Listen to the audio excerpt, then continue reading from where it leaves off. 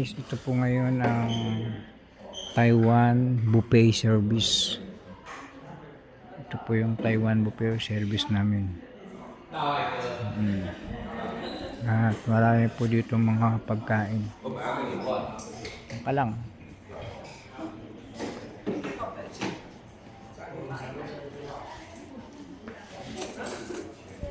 At maraming mga tinapay dito. Bakit? Wala, hindi bawal dito. Dito to eh. At ito po si Mary Grace at masarap ang kanyang kinakain, diet food. Ingatan din dahil pag sobrang mamantika Hindi yan, at vegetarian to nakalagay. bawal magsubuan dito sa gitna ng kalsada. Ito yun sa ano, Ayan, sarap yan. Pinapainit pa ba yan? hindi, ice cream to.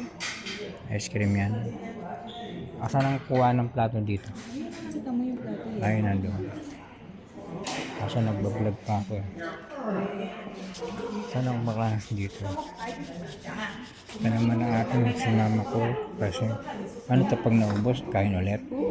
Wala. So hanggang alas 9 tayo dito. Kakain. Saan yung kape ma dito? Kape. Ito, kape.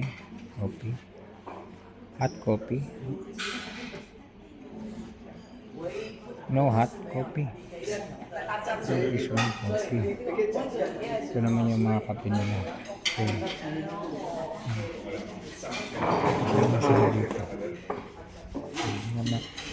Ito naman po si Tricia. Ayan, no, napakaganda niya. Oh. Tingnan mo. Oh. Wala panis si Grace, no? Panis, oh. Ito po yung soup natin. Yan. Wow, sarap ng soup. May chicken. Mahilig kayo sa chicken. Bawasan nyo na yung chicken nyo. Kaya palagi naman kayong kumakain ng chicken. Ito na, oh, puro vegetable. Ano ba ito? Fresh gulay. So, fresh gulay ko. Dito tayo ngayon magsisimula.